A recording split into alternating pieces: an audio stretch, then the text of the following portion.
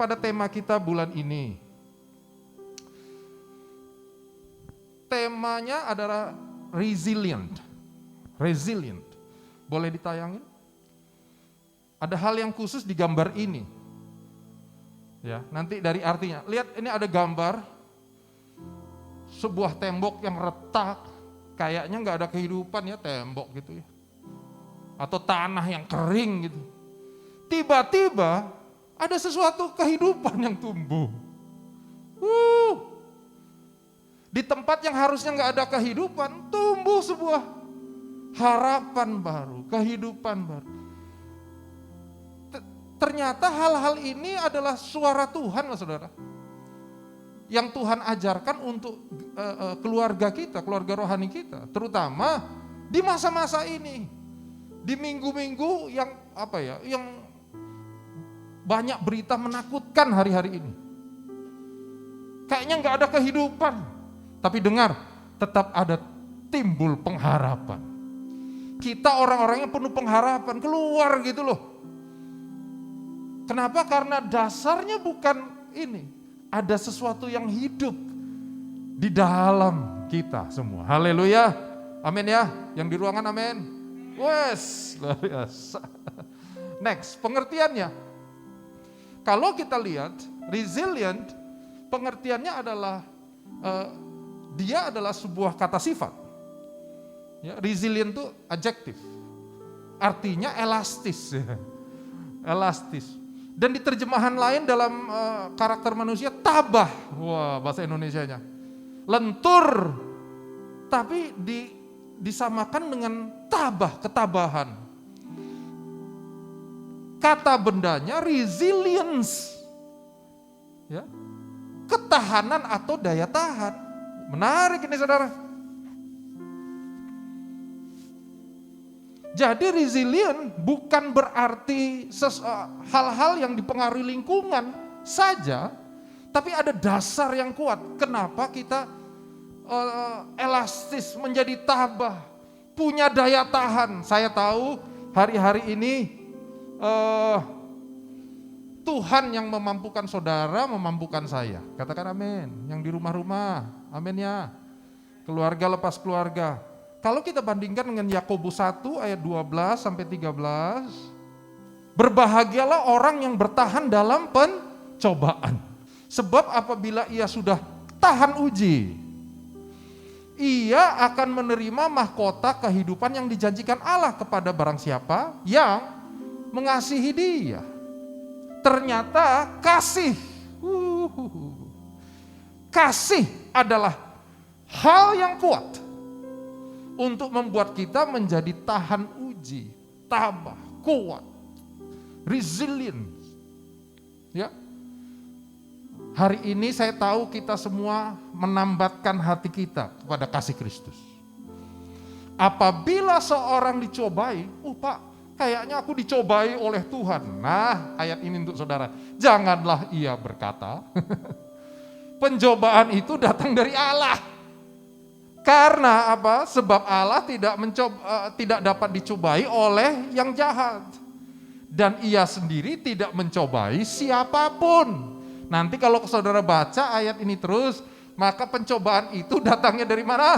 Dari keinginan diri sendiri. Hari ini saudara, di tengah masa yang sukar ini, gereja kita, yaitu saudara dan saya, kalau kita bilang gereja kita ya kita semua ya saudara, harus terus menambatkan diri pada kasih Kristus.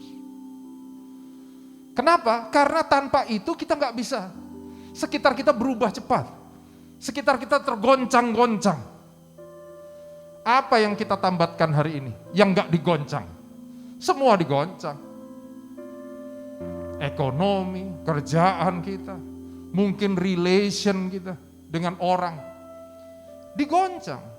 Kalau enggak kita bersandar kepada yang enggak tergoncangkan, yaitu kerajaan Allah di dalam kasih-Nya dan karyanya untuk kita, maka kita akan ikut tergoncangkan. Hari ini saya mendorong kita sebagai gereja, saudara dan saya, gereja Tuhan, kita harus terus bersandar sama kasih Kristus.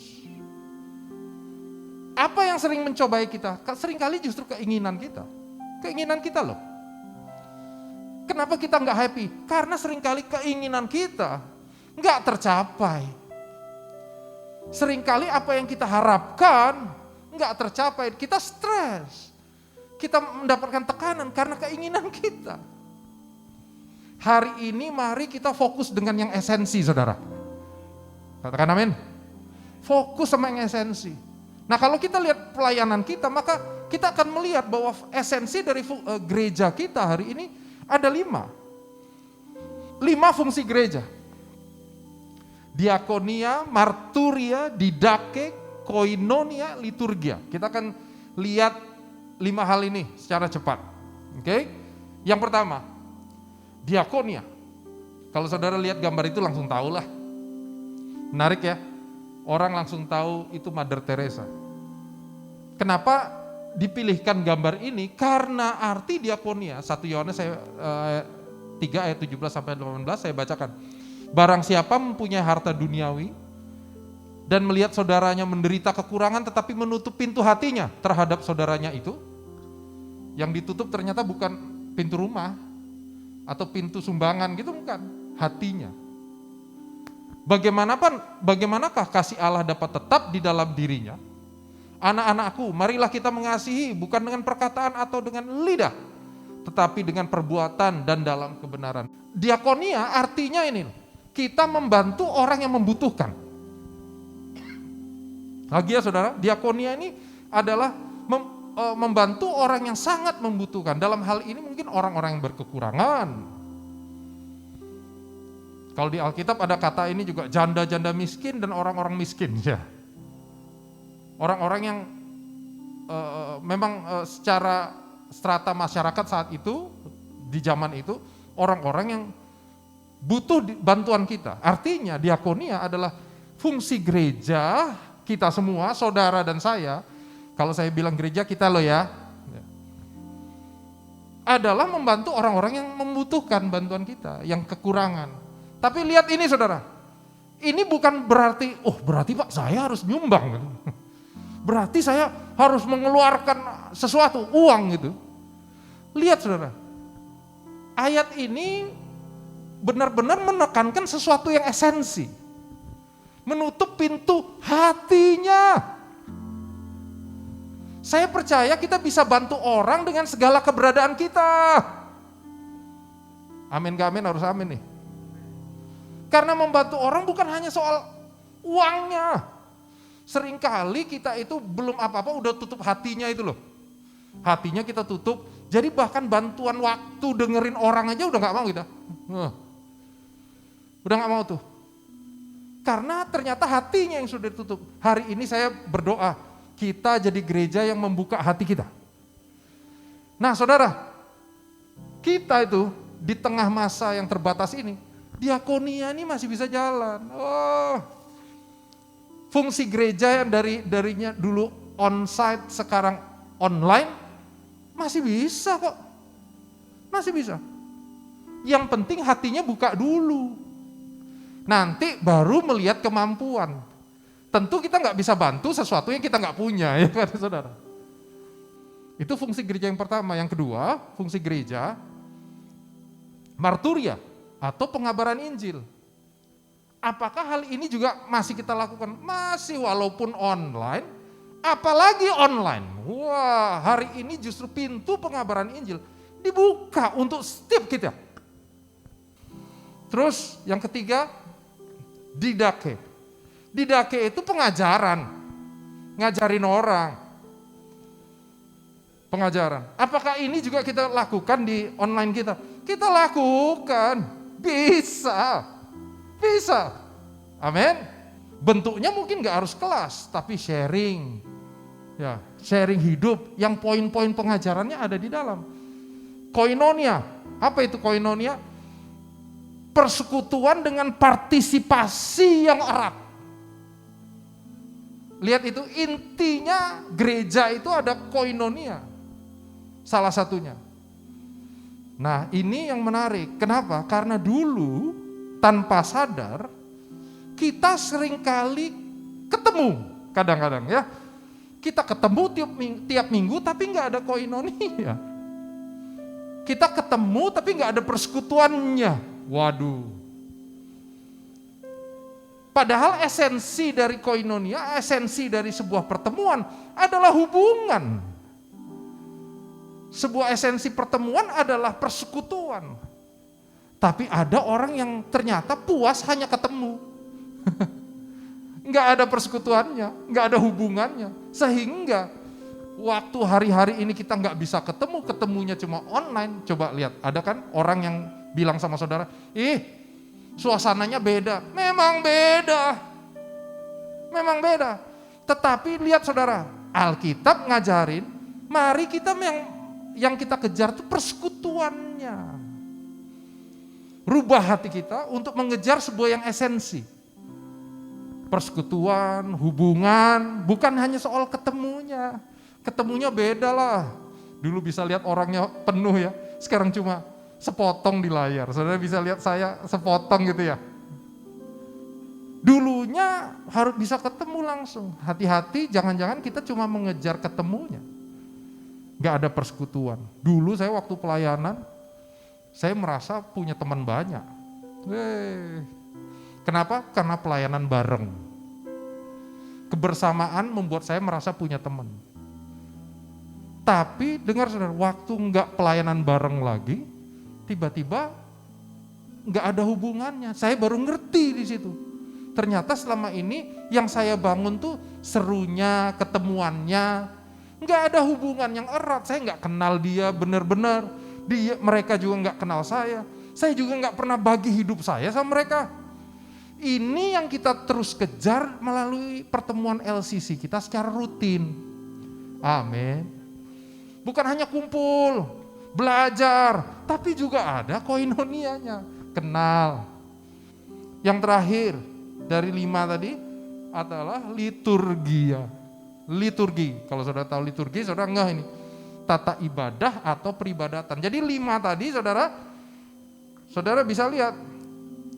Diakonia, marturia penginjilan, didake pengajaran, koinonia persekutuan, dan liturgi ibadah. Kenapa kita juga membela-belain tiap minggu buat streaming online? Supaya saudara, di tengah masa-masa sukar ini adalah buah-buah resilient kita. Buah-buah gereja yang melayani jemaatnya melalui ibadah yang kita buat sama-sama. Metodenya bisa lain-lain. Kenapa kita buat ini? Bukan karena yang lain, justru karena situasi susah, tapi kan kita ngerti, dasar kita ini kan kasih Kristus. 5 hal tadi dulu kita lakukan dengan baik. Apakah hari-hari ini tidak kita lakukan? Hari-hari ini justru dipertajam. Nah, saya mau menyoroti soal liturgia. Dulu saudara, tahun lalu, seringkali nih, gereja cuma dilihat ininya. Gereja itu dinilai dengan liturgianya. Tahun lalu orang suka, aku suka ke gereja itu tuh, apa? Musiknya bagus, musik. Gak apa-apa juga, kan kita seneng dong ya, menyembah dengan musik. Tapi bahayanya kalau kita terarah kepada liturgi, waktu liturginya gak kita suka, kita gak bisa nyembah Tuhan. Kita terganggu hubungannya sama Tuhan. Ya, ada orang yang merasa begitu semuanya berubah, hubunganku sama Tuhan kok ya, gitu. Suam-suam kuku. Saya curiga, bahkan jangan-jangan dari dulu memang gak pernah hot. Memang suam-suam kuku, kenapa? Mungkin dulu fokusnya di liturgi. Buat kita yang masih terus merasa liturgi, nah ini berita penting yang menurut saya teguran Tuhan untuk saya. Berapa waktu lalu Pastor Theo sharing di kita ya, waktu itu masih di SQ tuh. Sebelumnya saya ngobrol sama dia. Dan dia bilang gini, Semi, sebelum pandemi saya dapat bahwa Tuhan sedang memurnikan gerejanya. Oh iya, saya amin. Dia tuh sedang memurnikan dengan api kudus. Sudah bahasa aja Theo ya, ini kalau Pastor Theo nonton nih, ikut ibadah ya. Pastor Theo bilang gitu, ini memurnikan dengan api Roh Kudus. Ada yang masih kayu mungkin, jerami, semuanya terbakar tuh. Tapi yang emas makin dimurnikan. Amin ya. Tapi bahasa ini kemudian keluar dari beliau dan saya diberkati. Dan dia bilang gini, kalau di tempat saya, di kami, saya merasa ada banyak tata ibadah yang dibakar. Ini nggak harus kita mengerti dengan dewasa ya, saudara. Bukan karena jadi Tuhan ingin mengembalikan gitu, bukan soal senang nggak senang gitu nggak. Tapi dia bilang dimurnikan lah saudara. Ini ada hal-hal yang terbakar, ada yang nggak bisa kita lakukan lagi. Saya juga setelah saya renungkan ya saya aminkan juga. Tapi kata berikutnya dia bilang gini, kalau ini memang sudah Tuhan murnikan, pertanyaannya, kalau masih memungkinkan dijalankan, apakah kamu jalankan? Saya mikir lagi. Kalau Tuhan sudah yang mengizinkan untuk dibakar, kenapa saya adain lagi? Tuhan sudah izinkan untuk dibakar ya.